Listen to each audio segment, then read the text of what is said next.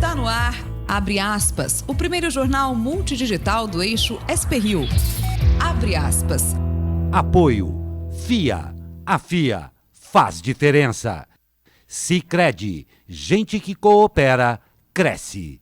Quinta-feira, 12 de dezembro, ao vivo pelos Facebooks da SP-Rio Mais e do Jornal Vale, está no ar o Abre Aspas, direto dos estúdios da SP-Rio Mais, no Jardim Aquários, em São José dos Campos, São Paulo. E você confere nesta edição: Senado aprova pacote anticrime.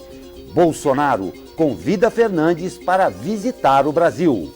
MEC aprova regras para diploma digital. Obra na Serra da Tamoios atrasa e fica para 2021. Secretário garante trem intercidades no Vale. Estas e muito mais notícias na edição de hoje do Abre Aspas. Até já!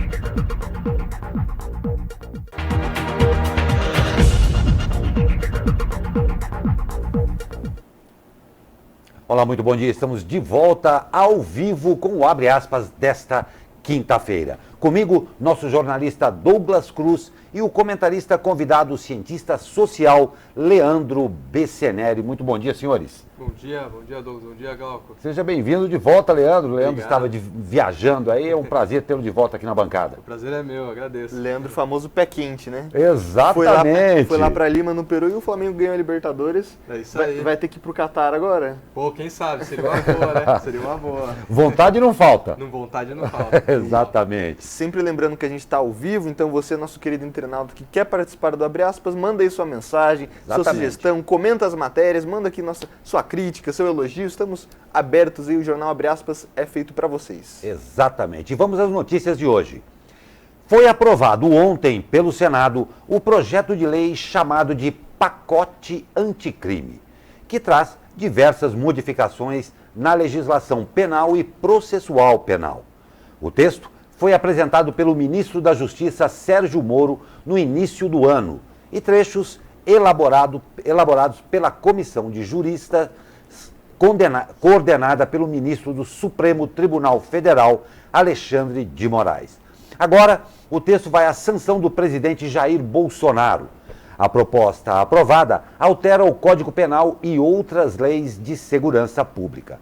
O pacote traz medidas para aperfeiçoar o combate ao crime organizado, ao tráfico de drogas e armas, à atuação de milícias privadas, aos crimes cometidos com violência ou grave ameaça e aos crimes hediondos. Também agiliza e moderniza a investigação criminal e a persecução penal. Foram retirados do texto, por exemplo, trechos que Moro considerava essenciais, como o item sobre a prisão após condenação em segunda instância e o excludente de ilicitude. Por outro lado, o pacote ganhou o acréscimo da criação da figura do juiz de garantias, que é o magistrado responsável pela supervisão de uma investigação criminal, diverso daquele que decidirá sobre o caso. Moro comemorou a decisão do Senado.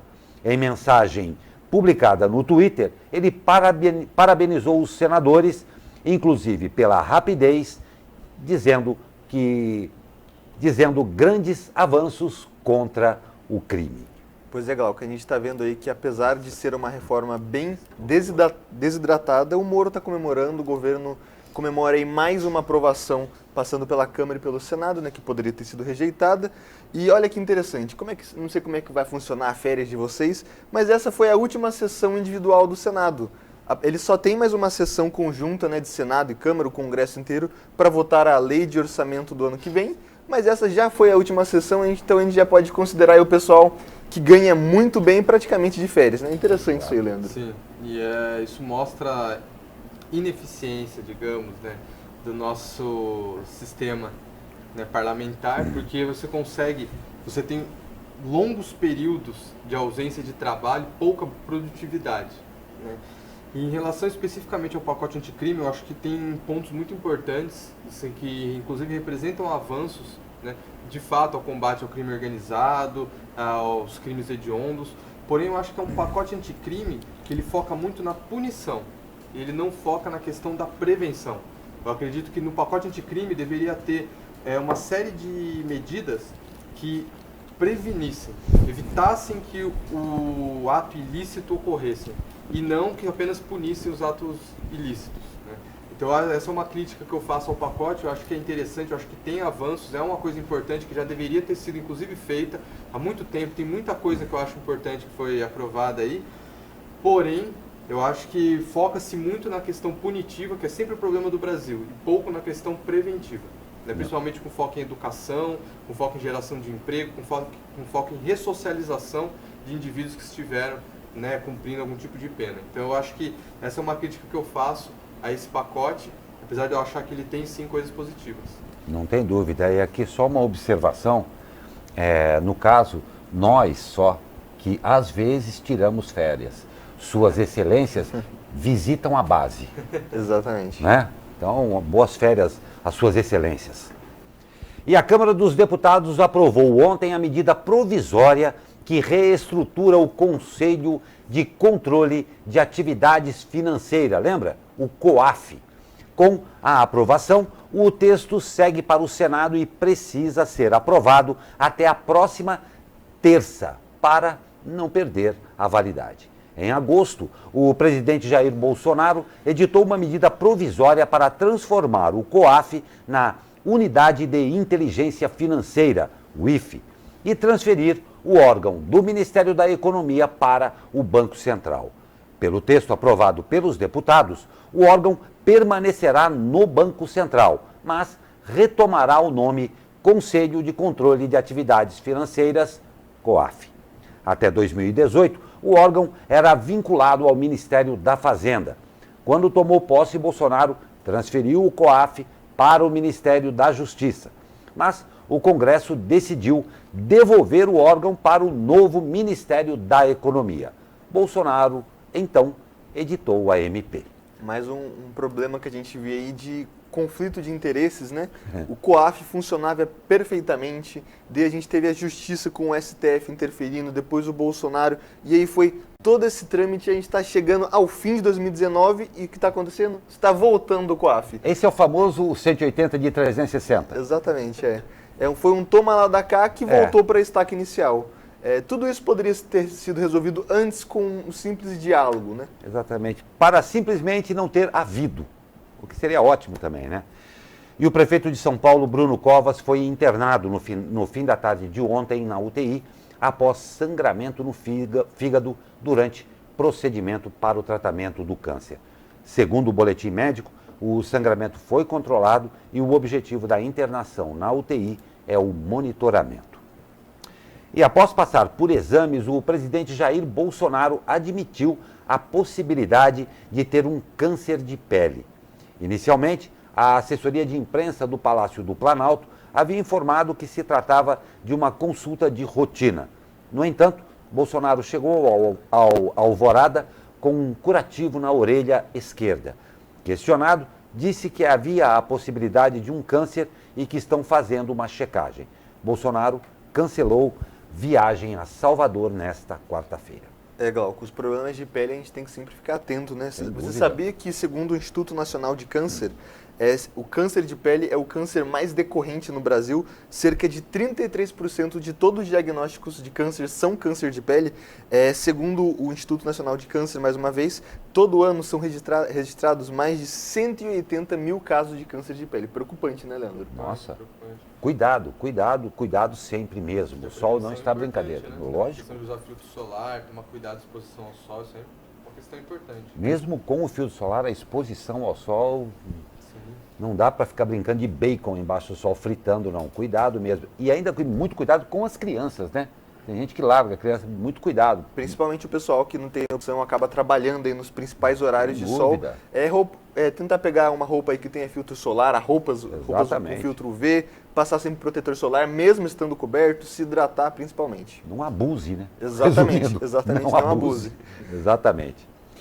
E ainda na chegada ao Palácio da Alvorada, o presidente Jair Bolsonaro recuou e convidou o presidente argentino Alberto Fernandes para vir ao Brasil depois de uma série de embates. Abre aspas. Se ele quiser vir nos visitar, estou à disposição. Está convidado, se quiser visitar o Brasil, será motivo de satisfação, afirmou Bolsonaro.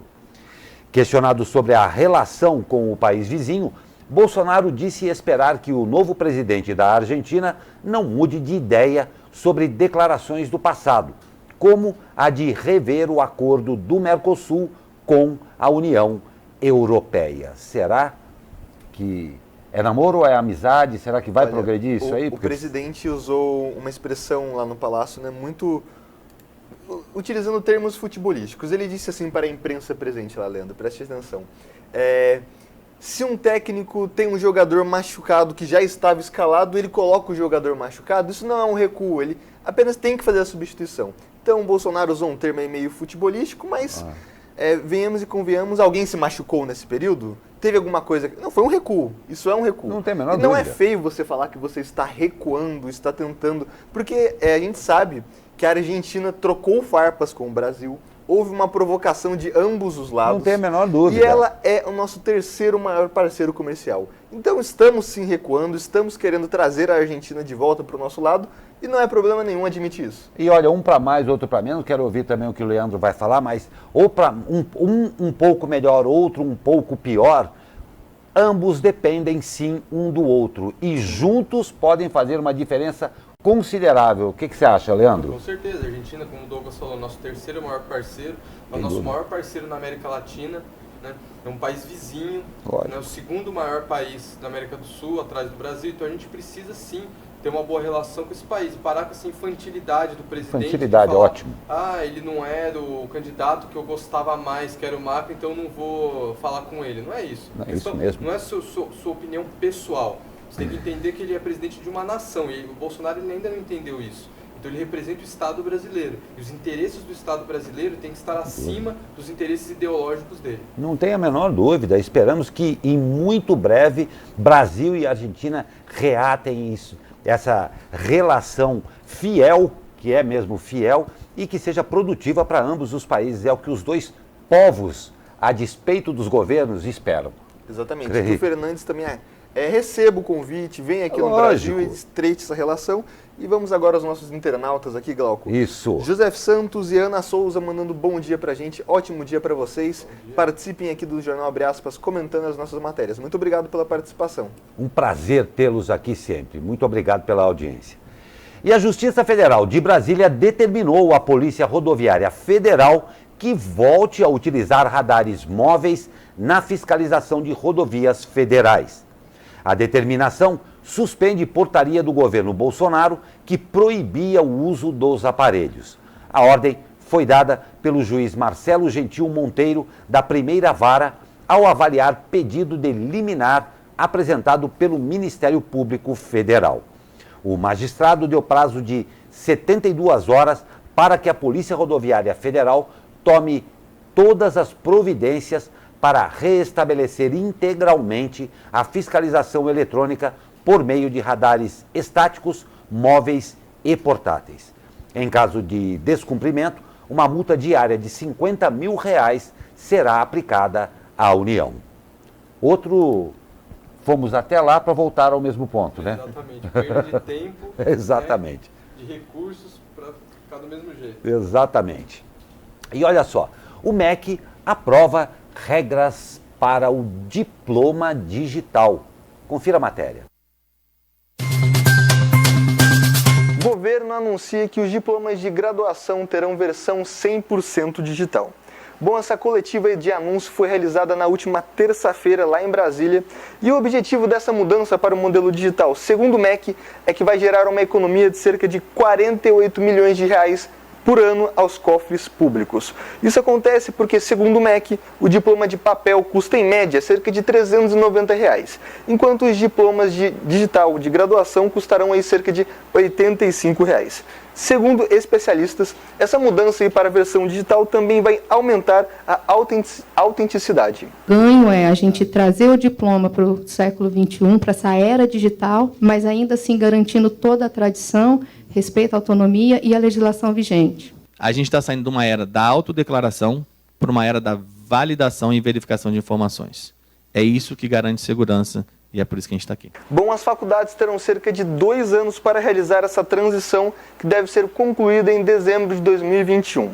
Os alunos que já têm o diploma impresso podem pedir a segunda via para o modelo digital. Porém, essa taxa aí será imposta pelas faculdades aí no modelo tradicional de segunda via e não custará os R$ 85 impostos pelo governo.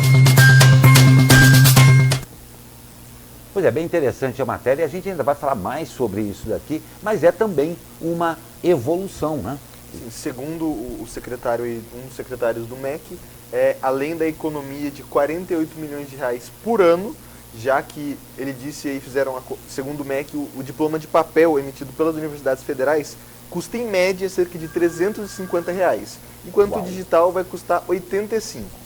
Então, provavelmente teremos uma economia, segundo o MEC, e segundo ele garante que a autenticidade vai ser maior, pois será um sistema totalmente digitalizado. Vamos ver aí, as faculdades têm 2 anos para se adequar e vamos ver se o governo vai dar suporte, o que é o principal, às faculdades, para ter essa modernização, né? Sem dúvida. Vamos aguardar aí, porque isso aí também é irreversível, né? Sim. A digitalização é irreversível. Sim. Esperamos realmente que a aplicabilidade seja efetiva para todos aí. Nós vamos para um rápido comercial e já voltamos, claro, sempre esperando a sua participação e contando com a sua audiência. Muito obrigado, fique com a gente.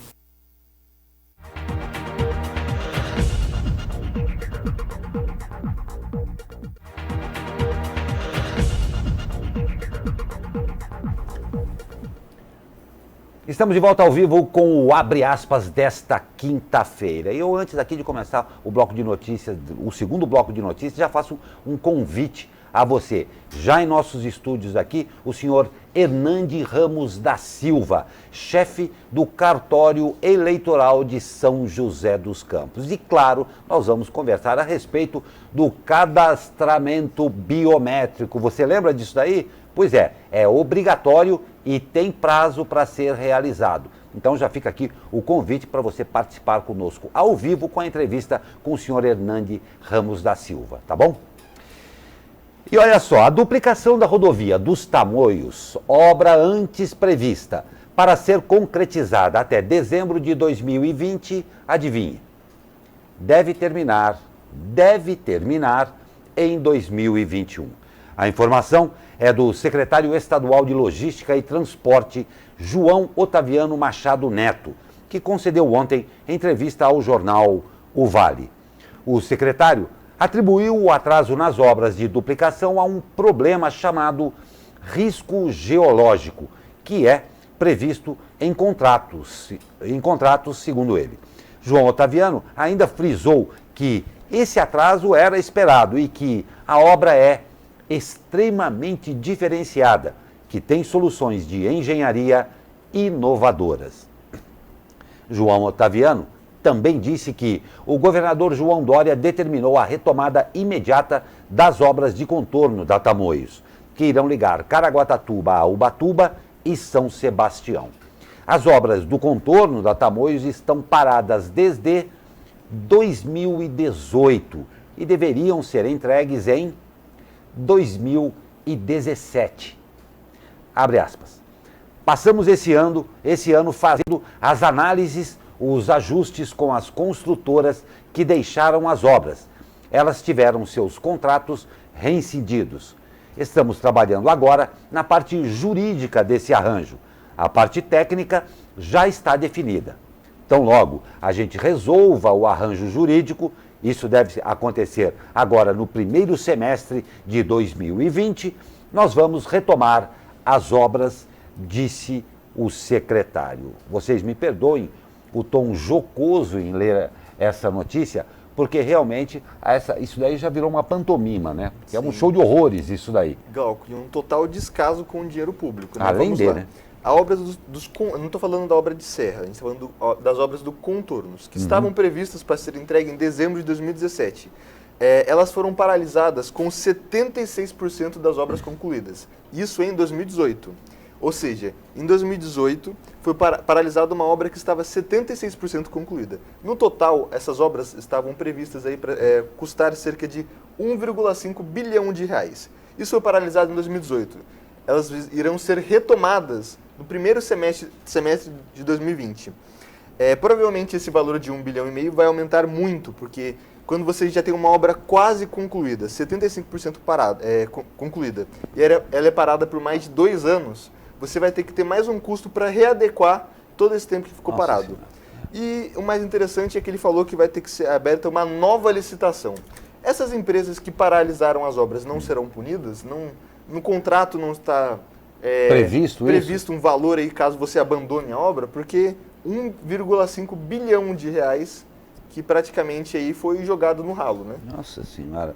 Leandro, é uma coisa, isso daí é meio que se perpetua aqui no Brasil. Sim. Isso que o Douglas falou é absolutamente verídico, isso daí tem que ser relevado e tem que ser levado em conta.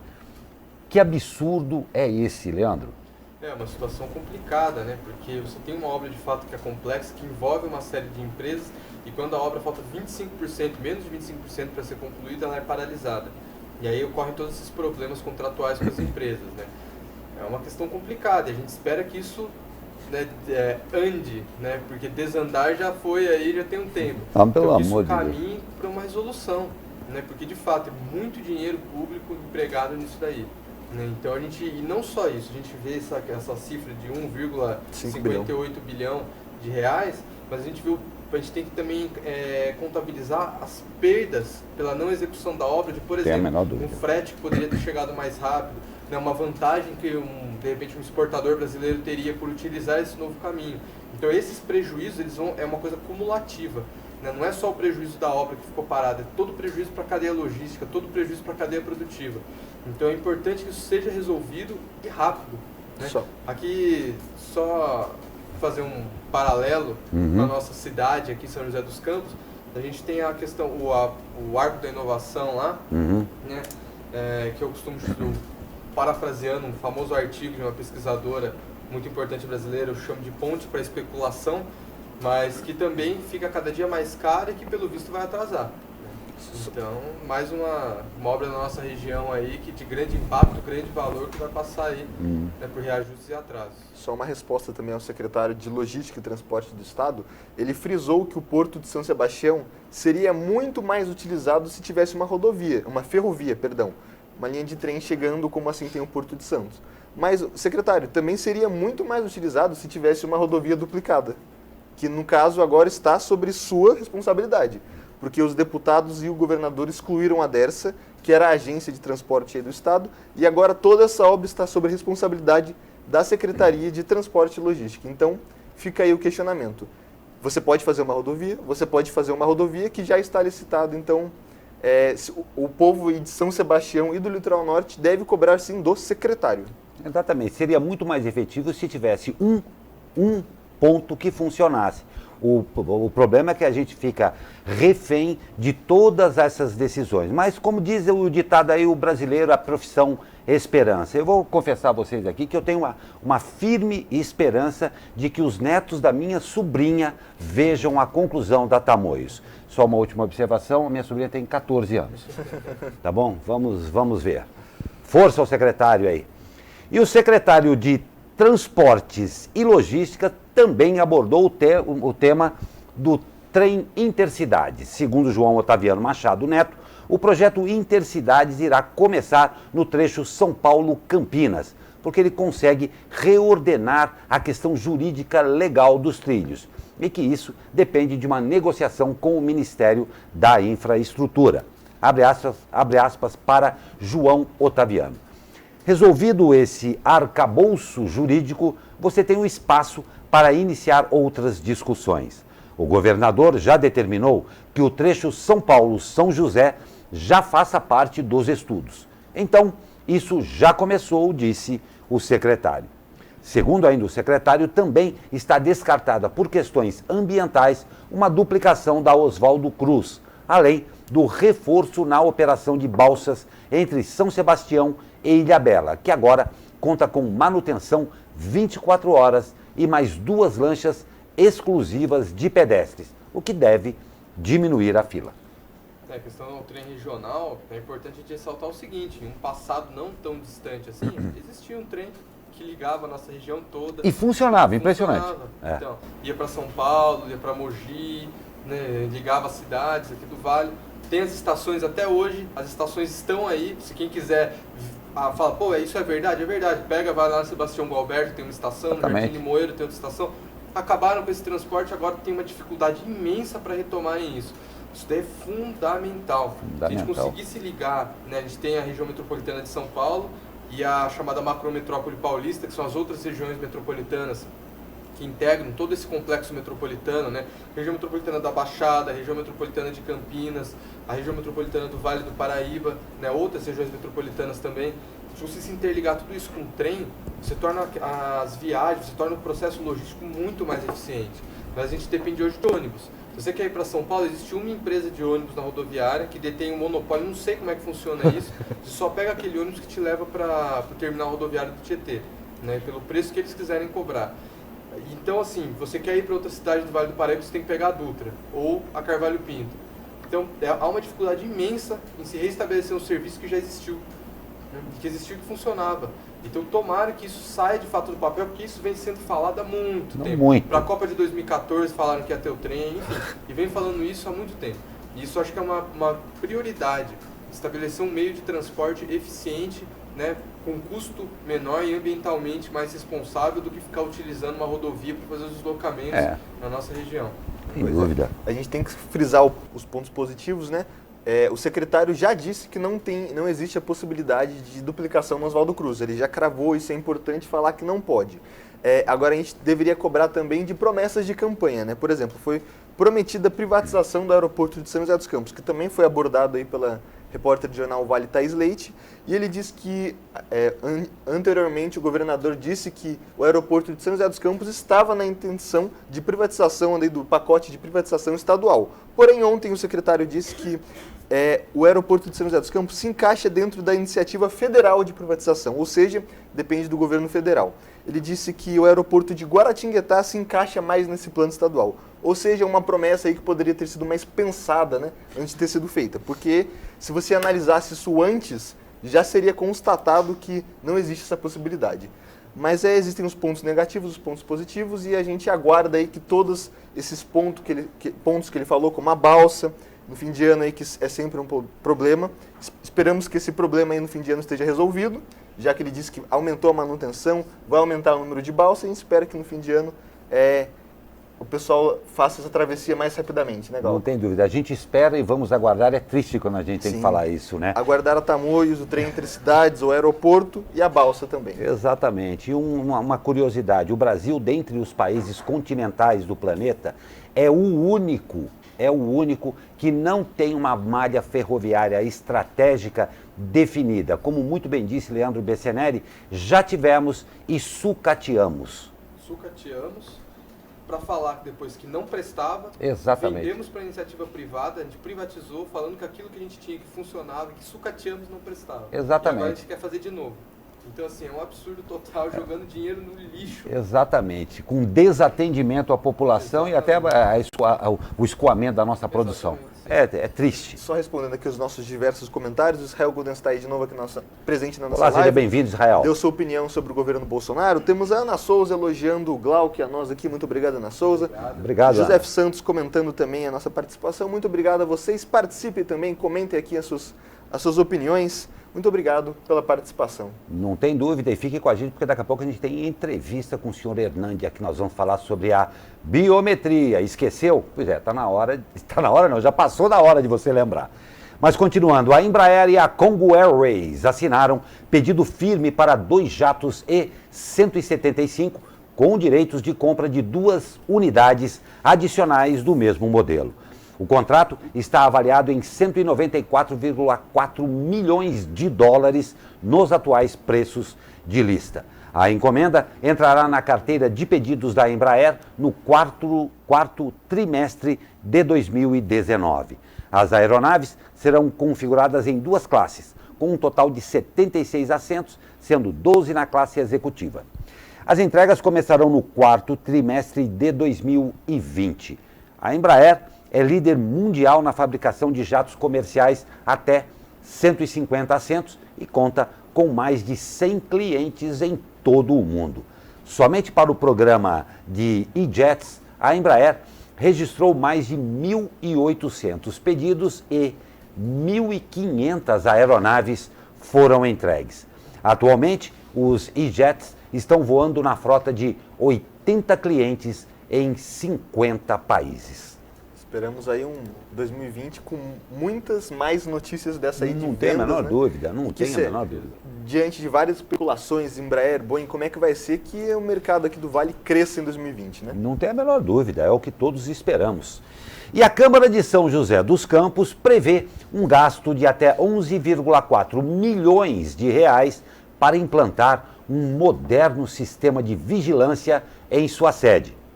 A sessão do pregão, que definirá a empresa responsável pelo serviço, está marcada para hoje. Vencerá a disputa a concorrente que oferecer o menor preço. O contrato terá duração de 48 meses. O sistema será composto por uma central de monitoramento, 59 câmeras que gravam até áudio e um equipamento dotado de tecnologia de leitura de placa.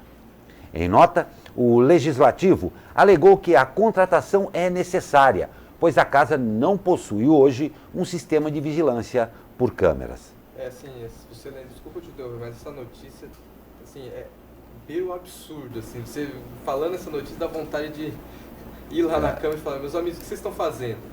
Né? Qual que é o problema? Vocês querem colocar um sistema que custa mais de 11 milhões de reais para segurança na Câmara. Qual é a incidência de crimes, roubos e problemas na Câmara para ter esse tipo de vigilância? Qual essa justificativa de que não conta com um sistema de vigilância? Coloca um sistema dá para colocar um sistema muito mais barato. Tem a guarda municipal lá dentro, tem segurança privada no estacionamento lá. Vocês querem gastar 11, assim, Você está chocado com isso, né, Leandro? Chocado.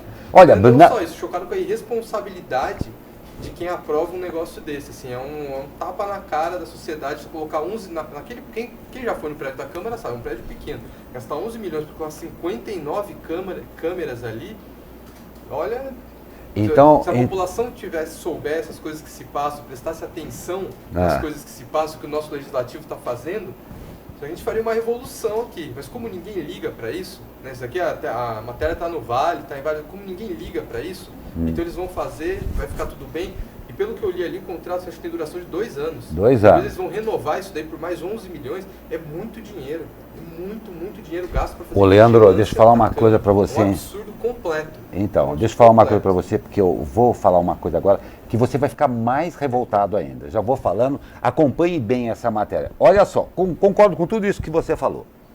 Para efeito de comparação, pelo mesmo período de 48 meses, a Prefeitura irá pagar 39,3 milhões por um contrato que prevê 1.000 câmeras do COI, que é o Centro de Operações Integradas, interligação semafórica, sinal de internet em todos os prédios públicos e escolas da rede municipal e uma central que passará a se chamar CSI, que é o Centro de Segurança Integrada, para integrar o COI e CCO, que é o Centro de Controle Operacional. A Câmara sustenta que chegou ao valor máximo da licitação após consultar 24 empresas, das quais 5 responderam, com orçamentos entre 9,8 e 12,1 milhões de reais. Sob a alegação de direcionamento do edital, o MBL, Movimento Brasil Livre, chegou a solicitar a suspensão do pregão, mas o Tribunal de Contas do Estado negou o pedido. Então, só essa comparação, vão instalar 59 por 11 milhões. E a gente vai instalar, a Prefeitura, enfim, o Poder Executivo vai instalar mais de 1.000 por 39 milhões. Algo cheira mal no reino da Dinamarca. Algo de errado não está certo. Algo de errado não está certo. Se fazer a conta per capita aí de câmeras, né, seria Um valor bem absurdo aí para Não, cada câmera. E olha que eu não sou bom de matemática, mas é tão claro o negócio que fica. Agora, vamos aguardar?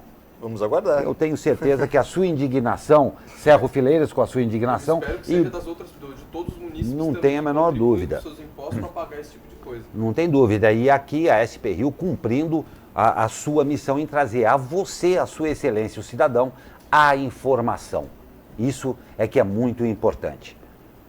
E a Comissão de Justiça e Redação da Câmara de Paraibuna derrubou o projeto que propunha o aumento do salário do prefeito, vice-prefeito e dos vereadores. A sessão extraordinária aconteceria no fim da tarde de ontem, assinado pela mesa diretora do Legislativo, presidido pelo vereador Rosemar Popai, do PL.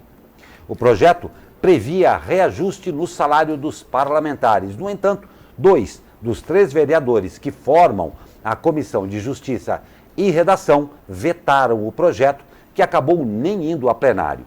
Contrário ao reajuste e prometendo vetá-lo caso fosse aprovado, o prefeito de Paraibuna, Vitão, do PSDB, comemorou a decisão da comissão. Abre aspas. Vitória do povo, disse. A gente falou ontem no jornal, vamos frisar hoje de novo. O aumento não seria ilegal, mas seria moral fazer isso? Exatamente. No momento que a gente está reduzindo previdência, reduzindo tributação, reduzindo todos os tipos de gastos. Então, parabéns aí. Parabéns não, né? Vamos dizer aí que foi quase que uma obrigação moral do pessoal de Paraibuna vetar isso aí. Você sabe que eu tive a experiência de morar na Inglaterra, né? E eu procurei saber como funcionam as câmaras municipais, né, das cidades. E os vereadores nesses locais não ganham salário. Eles encaram essa atividade como um dever cívico em prol da sociedade. Então não existe essa questão do salário. A gente vê todo ano as câmaras municipais tentando aprovar aumentos, né? Todo ano. O negócio é quase como se fosse um grande emprego. Então é um emprego sim, é uma função importante, mas tem que deixar um pouco de lado essa questão do interesse econômico, porque todo ano tentam reajustar salário com todo o cenário de crise e contenção que a gente tem vivido. Não tenho a menor dúvida. Mais uma vez, faço também as palavras do Douglas aqui, não é nem tanto pelo valor, é pela moralidade do ato. Exatamente. Não tem a menor dúvida. E olha só, a Polícia Militar, através do BAEP, faz uma ação muito bacana e presenteia crianças da Fundaz em São José dos Campos. Hoje é quinta-feira, dia 12 de dezembro, e o Natal já está chegando. E olha que legal, a Polícia Militar fez a alegria da criançada aqui em São José dos Campos. Isso porque os policiais do BAEP, o Batalhão de Ações Especiais da PM, distribuiu quase 200 presentes para as crianças da Fundaz aqui de São José dos Campos.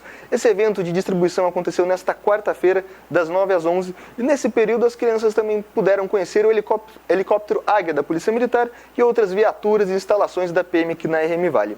E olha que legal isso aqui. Quase todos os presentes foram pagos pelos policiais com o seu salário. Isso aí dá um bom recado pra gente, né? E olha que legal o recadinho que o Coronel Stanelis, comandante da Polícia Militar aqui no Vale do Paraíba, mandou pra gente.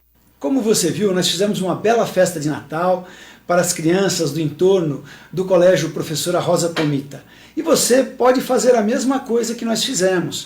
Veja as crianças do seu bairro, aquelas crianças mais pobrezinhas, mais carentes, faça uma festinha no seu bairro, junte os vizinhos, junte os amigos, distribua amor, solidariedade, vamos juntos criar um mundo mais bonito, um mundo mais colorido, um mundo de todos nós. A Polícia Militar não é só prender criminosos, traficantes, apreender armas, é também distribuir amor e solidariedade. Juntos nós vamos construir um mundo melhor. Vamos nessa! Acabamos de falar a respeito da importância das atitudes. Está de parabéns a Polícia Militar, através do Coronel Stanelis, pela ação em presentear aí as crianças da Fundaz. Igual que a gente pode citar aí que dos 200, 194 presentes foram comprados com o dinheiro do salário dos policiais. Eles estão... O salário, por sinal, é baixíssimo. Estão reivindicando aí um aumento muito baixo, estão ganhando pouco, mas não impediu eles de comprarem do seu próprio bolso presente e dar uma volta aí no helicóptero com a criançada. É muito legal esse trabalho da Polícia Militar. Né? Muito bacana mesmo. Uma atitude bacana vale muito mais. Isso é uma coisa legal. Não tem a menor dúvida. Muito importante. Não tem dúvida. De parabéns mesmo, de parabéns mesmo. Nós vamos para um rápido intervalo e na volta chegou a hora. Fique com a gente, participe da entrevista que nós vamos conversar com o senhor Hernande Ramos da Silva, chefe do cartório eleitoral de São José dos Campos e, claro, vamos falar aí sobre o cadastramento biométrico que é obrigatório e tem prazo para ser realizado. Fique com a gente, contamos com a sua participação logo após o comercial. Até já.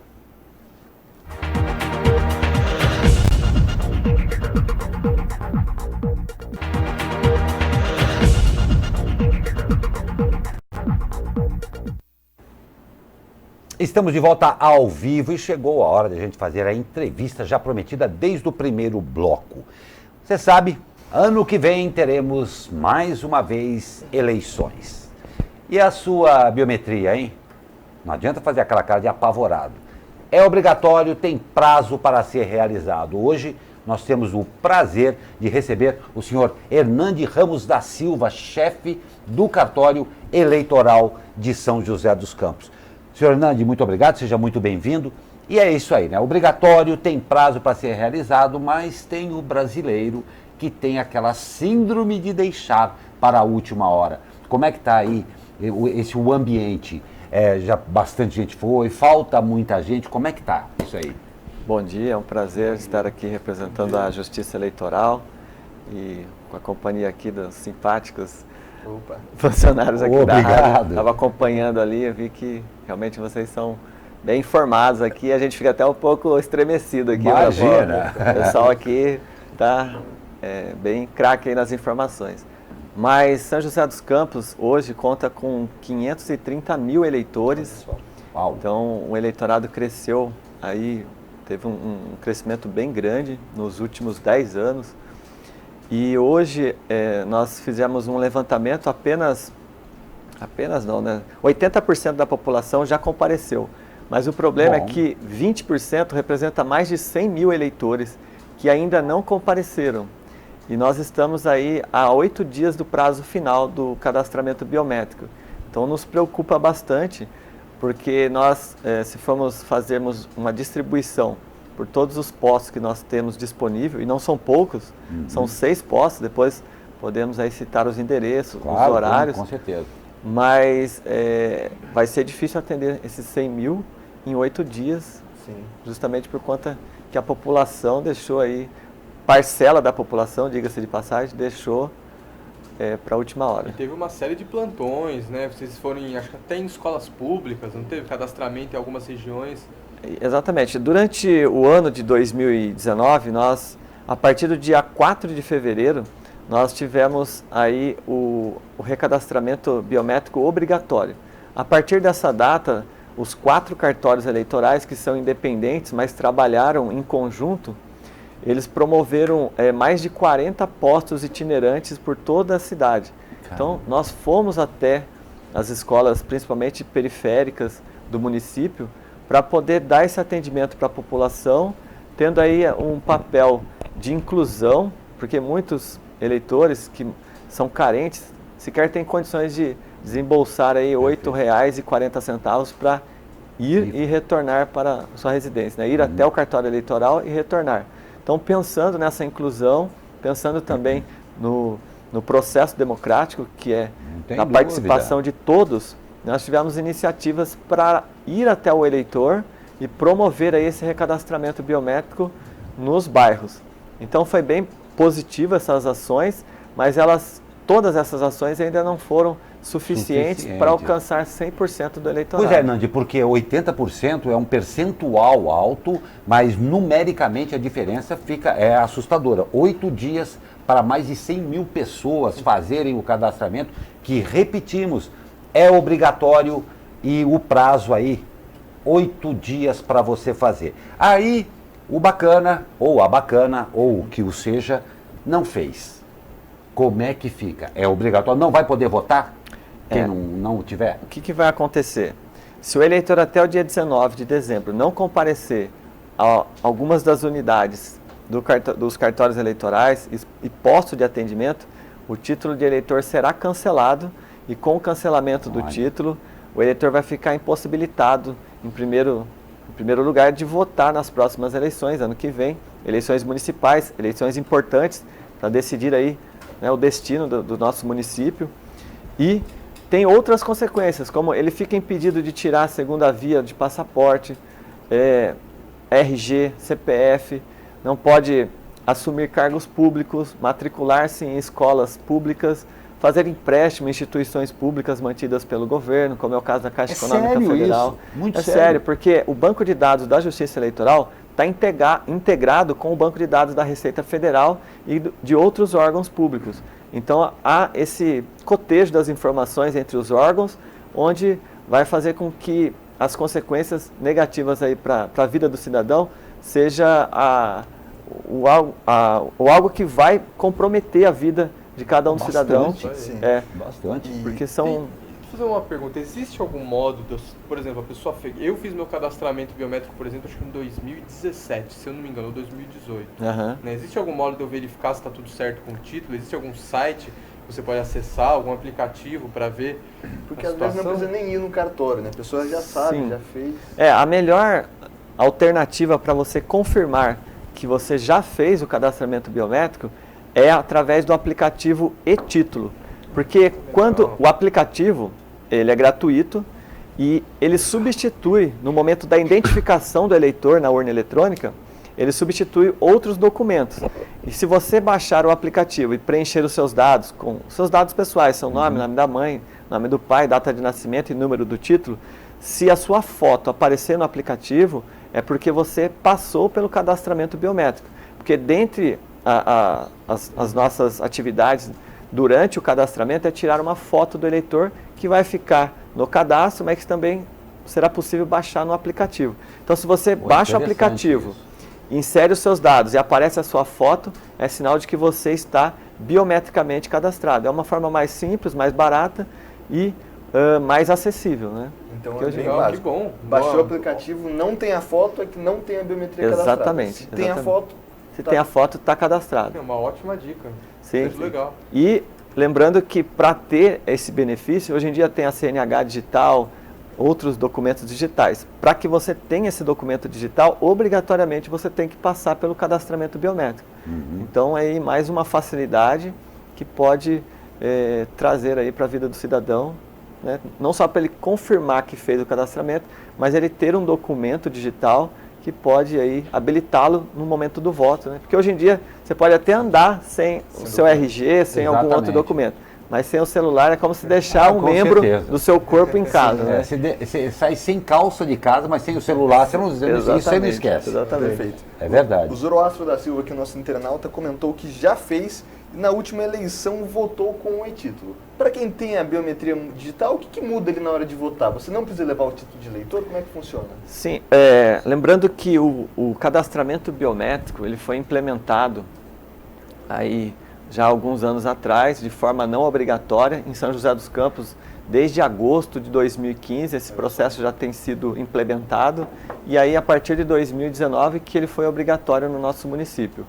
Mas, quando o eleitor se dirigir até o local de votação no dia da eleição, a urna eletrônica já tem um dispositivo de leitura da biometria. E aí ele, levando apenas e tão somente o aplicativo, ele será habilitado ali para votar, e ali será então identificado pela biometria e o mesário vai habilitá-lo ao voto. Então, o processo de identificação biométrica vem para garantir uma maior segurança no processo eleitoral, na identificação do eleitor na urna eletrônica, né? Um processo que ele é tão bem estruturado, com todas as ferramentas de segurança, que infelizmente foi muito contestado na última eleição, principalmente pela desinformação. Exatamente. Então, acho importante esse espaço, inclusive, né, de veicular aí, né, nesse mecanismo de comunicação que é o rádio, esta grande desinformação que o público em geral tem, de não conhecer todas as etapas do processo eleitoral, de não conhecer todos os dispositivos de segurança que colocam o nosso país no topo das eleições mais seguras do mundo. E poucas pessoas sabem disso. Entendeu? É que- Como o Douglas sempre fez, tecnologia que começou aqui, né, Douglas? Começou aqui em São José dos José Campos, dos no ITA, Campos, né? Exatamente. E aí, muito isso que você falou é muito importante, porque os argumentos utilizados para contestar a questão da urna eletrônica eram argumentos sem sentido algum, pessoas que não tinham conhecimento técnico algum, difundindo notícias falsas, né, fake news aí, sabe-se lá por qual motivo, né, e desmerecendo um produto nacional. Né, então, principalmente, vou fazer um parênteses aqui, mas o candidato à presidência que se elegeu, que se dizia tão patriota, detonava uma tecnologia brasileira desenvolvida, inclusive no Instituto Militar aqui da nossa região e do Brasil. Então é muito importante ressaltar isso, porque quem conhece principalmente processos eleitorais ao longo do mundo, a gente vê como o sistema brasileiro é seguro em relação aos outros, né? Exatamente. Passando um serviço agora aqui, vamos pra gente finalizar, né? Exatamente. Para quem baixou o aplicativo, viu que tá sem foto, meu Deus, o que eu faço? Para os quase 100 mil de juventudes. É. Então, você que ainda não fez o seu cadastramento biométrico, você tem aí a oportunidade de fazer nos próximos 8 dias, até o dia 19 de dezembro, se dirigir aqui em São José dos Campos a 6 postos. E aqui eu vou citá-los, os postos. Temos a sede do cartório eleitoral, que fica na rua Paulo Setúbal, 220, na Vila Diana. Estamos também atendendo no Vale Sul Shopping, e lá é necessário agendamento. Estamos atendendo no Shopping Centro, no CEF, que é o Centro de Formação do Educador, que fica ali na rua Olivo Gomes, 250, no Parque da Cidade, e mais 2 outros postos, que é a Paróquia Espírito Santo, que é o cruzamento ali da Avenida Andrômeda com a Cassiopeia, e no 31 de março a Obra Social São Lucas, também estamos ali com posto de atendimento. Então são 6 endereços que os eleitores podem se dirigir. Bastante, né?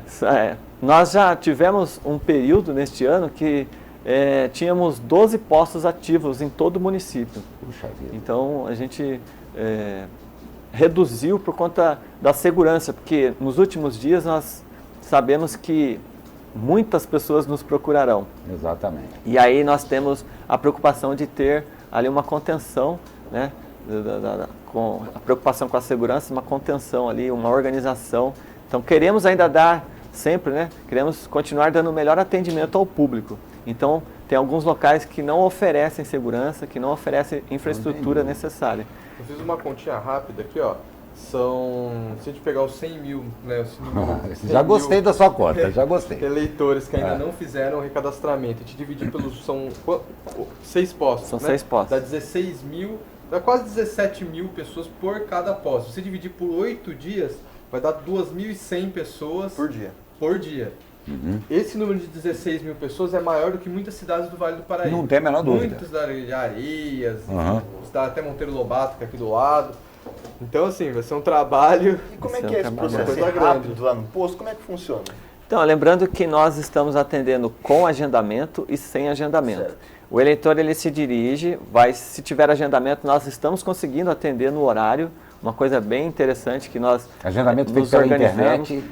Exatamente. O eleitor que tem o interesse de agendar o seu atendimento para ter maior conforto e comodidade no momento ali do cadastramento, ele pode acessar o site do TRE, www.tre-sp.jus.br, e lá na aba Agendamento.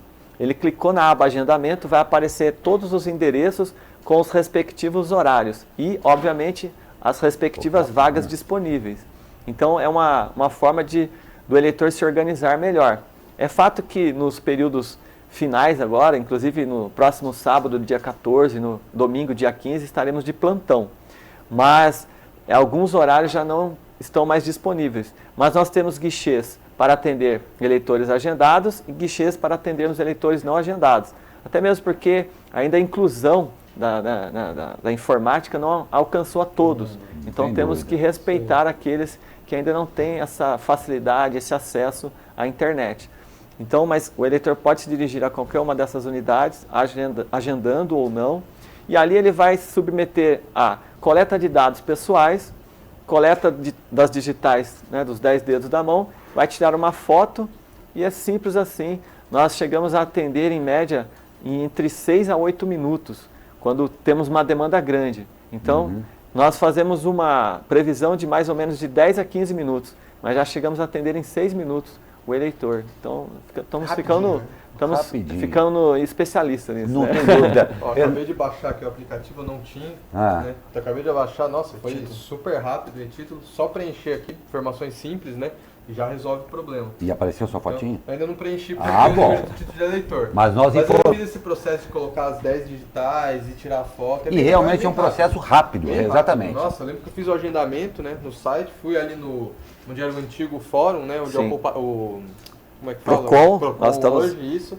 É bem rápido, bem tranquilo, super acessível. Não tem lugar dúvida. para parar carro, tem ponto de ônibus em frente. Exatamente. Então é tranquilo. Nós estamos falando tudo isso para... Não justifica você ter deixado para a última hora, é ou não é? E acaba na quinta-feira da semana que vem, dia 19, é isso? Acaba na quinta-feira da próxima semana e não há previsão de prorrogação. Então, nós... Com todas essas implicações que você já citou aqui, caso a pessoa não faça. Exatamente. Não é simplesmente que não vai poder votar. Tem muita mais coisa envolvida. E depois o judiciário vai entrar em recesso, nós entraremos no período de recesso, então não adianta o eleitor comparecer lá no dia 20, que ele não vai ter a oportunidade de fazer. Então, sem chance. Sem chance, não vai ter prorrogação. Então, E, isso é muito importante. Dada a sua experiência, dada a nota, vai aparecer alguém lá dia 20 querendo fazer, né?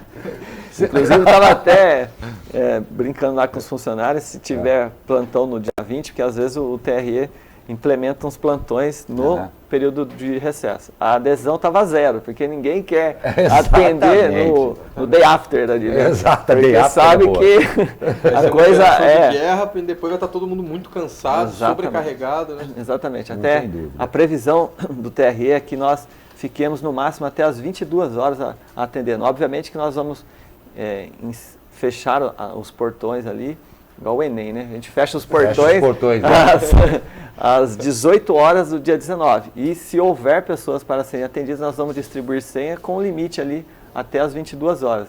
Lembrando que nós vamos iniciar a nossa jornada às 9 horas da manhã. Então o último dia vai ser bem pesado. Por isso que o Day After está sendo bem... não tem dúvida, com toda a razão. Rejeitado aí pelos funcionários. Hernando, eu agradeço demais essas valiosíssimas informações que você e esclarecimentos que você deu a respeito desse assunto para lá de importante. Fica aqui a São Paulo Rio, mas mais uma vez cumprindo o seu dever de cidadania até. Claro, nós vamos pegar também todas essas informações, né, Douglas? Vão estar à disposição no site. E a semana que vem, quem sabe, a gente faz uma matériazinha no Abre Aspas para dar mais uma puxadinha de orelha. Você tem lá, quinta-feira da semana que vem acaba. Então corre quem não conseguiu, dá seu jeito, vai na hora do almoço, à tarde, de manhã. Tem tempo ainda. Não tem dúvida. Pensar, são 2.100 pessoas por dia. Então corra que você pode ser um dos... Não deixa para a última hora. Os finalistas ali. Não deixa para a última hora que pode dar problema. E olha, faltou um dado quando ele falou do tempo. Se você tem esse dado, você já dava por minuto. Como é que ia ser o negócio? Cara, o tempo que levar. Parabéns pela sua matemática, senhor Leandro Becenelli. Hernani, parabéns, parabéns a você e a toda a sua equipe aqui da São Paulo Rio Mais. Contem sempre com a gente aqui. Essas informações são preciosas para a nossa audiência. Nós estamos sempre à disposição aí do Cartório Eleitoral de São José dos Campos. E eu agradeço demais você disponibilizar o tempo para vir aqui conversar com a gente, com o nosso telespectador aqui. Eu que agradeço o convite, estar representando aqui a Justiça Eleitoral e toda a equipe joseense da Justiça Eleitoral. E tenho só que agradecer, né, poder dar esse serviço, essa prestação de serviço público. E estou sempre à disposição, né? Inclusive no próximo ano, aí, o ano de eleições, se vocês quiserem tratar de assuntos referentes ao tema, ótimo. Né? Faço até um desafio, né? Eu sei que aqui não há essa dúvida, mas pode ser que vários ouvintes tenham dúvida a respeito da segurança e confiabilidade da urna eletrônica. Legal. Então nós temos aí esse tema aí para estar tratando no decorrer do ano que vem, até mesmo para nós prestarmos esclarecimentos, informações, porque eu acho que a maior ferramenta que nós temos na mão hoje, né, é a informação e a informação de qualidade. Né? Com certeza. Tá respondida a Ana Souza, que já mandou aqui para a gente perguntas relacionadas às eleições. Então, o assunto hoje é biometria. No ano que vem o Hernandi vem aqui de volta, a gente fala sobre segurança. Legal. Exatamente. Tem muito mais para falar sobre isso. Olha, ele já escreveu aqui na pauta, agora virou compromisso mesmo, viu? Vai ser um prazer tê-lo de volta aqui. Você e todos que você trouxer ou a quem você indicar. Será um prazer, eu agradeço demais. Ok, eu que agradeço aí. Tamo juntos. É isso aí, muito obrigado. Valeu. Pois aí, vamos de esporte. E o Projeto 2020 foi lançado. Em evento realizado no supermercado Hispânia Atacadista, no Jardim Aquários, o São José deu o pontapé inicial para a temporada 2020. Além da apresentação dos uniformes, foi anunciado que Edmar Costa será o novo gerente de futebol da equipe. Edmar foi indicado pelo gestor de futebol do clube e presidente da Câmara Municipal, Robertinho da Padaria, alinhado com o novo presidente do time, Celso Monteiro. Quanto aos patrocinadores, foi confirmada, além do supermercado Hispani, a padaria Flor de P, a DM Card, Uniodonto, Farmaconde e Activia. Segundo Robertinho da Padaria, o mais importante com as empresas é garantir a logística do clube no ano que vem. Uma ótima sorte aí. Uma boa sorte, gostei da camisa, achei bonita. Bonita, Camisa sim. azul, muito bonita. E confesso que eu estou com um pouco de inveja do Bragantino. É. Porque quem diria que o Bragantino estaria na primeira divisão do Campeonato Brasileiro? Quem Pois sabe é. a gente vai poder ver o São José também. Quem sabe um Quem dia. sabe, né? Mas para se andar uma légua é preciso dar o primeiro passo, né? Exatamente. Faltam aí 4 divisões do Campeonato Paulista, acesso para a Série D do Campeonato Paulista, brasileiro, perdão, daí Série D, C, B e A. Então, no mínimo uns 10 anos aí a gente espera, né? Você quase me desiludiu agora, Que Douglas. isso, Gal, que isso. Porque o caminho é longo, não é, não é assim, Muito não. longo. Será Mas que meus netos vão ver o São José? será que é, como é que é? Você falou, Gal, a sobrinha da sua, né? Não, as netas da minha sobrinha. Será que eu Exatamente. estarei em Lima para ver a final da Libertadores com o São José? Puxa vida, aí, sonhar não custa nada Custa ainda. nada, custa nada. Ainda. Mas uma ótima sorte ao São José e, claro, parabéns a todos os patrocinadores, porque é isso que precisa para que o esporte também ande. E, claro, gestão de competência. Isso é verdade.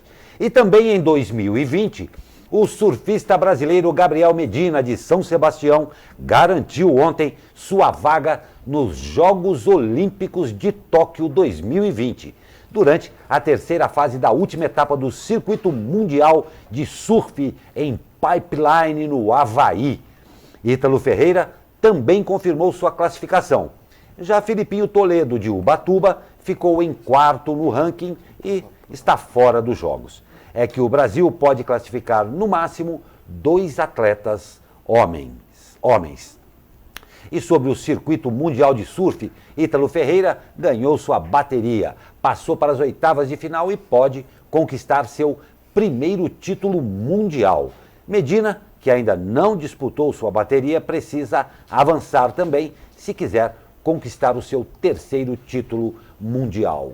Com toda certeza, o Brasil vai estar dignamente representado aqui na categoria surf nas Olimpíadas. E nós já somos aí uma força no surf mundial, Sim, né? a Bom, né? Brazilian Muito bom. Storm, conhecida tempestade brasileira, vem aí Exatamente. ganhando títulos mundiais e que no ano que vem traga medalhas, que é mais legal ainda, né? Não tem dúvida. Exatamente, tem que incentivar esse esporte, até porque o Brasil é um país que tem uma costa imensa. Exatamente. Praias excelentes, entre as melhores do mundo, então isso é muito importante, muito legal, o esporte tem que ser incentivado sim. Sim e sempre. Com essa ótima notícia para 2020 aí, a gente encerra o Abre Aspas de hoje. Eu agradeço demais a volta de Leandro Becenelli, nosso comentarista Agradeço por convidado. mais uma vez e fico feliz de ter voltado aí. Agora estamos de volta. Quem Depois sabe- de quase um mês aí afastado e viajando, né? Pois Estamos é. de volta aí. Primeiro Catar agora e depois de volta a Lima na final, com o São José na final. São José, quem sabe, vamos ver. Nosso jornalista Douglas Cruz na bancada também. Muito obrigado, Douglas. Um ótimo dia a todos vocês. Muito obrigado, Glauco. Obrigado, pessoal que fez pergunta. Lembrando que a gente já marcou aqui um compromisso com os nossos internautas para ano que vem ter mais entrevista aqui Exatamente. sobre biometria, eleição, urnas. Então, muito obrigado, pessoal que participou e muito obrigado, meus amigos aqui. Até amanhã. Até amanhã. Obrigado particularmente a você que nos privilegia com a sua audiência e participação. Uma ótima quinta-feira para você, porque amanhã é sexta-feira. Claro, e sempre um abre aspas mais especial ainda. Um ótimo dia a você e até amanhã.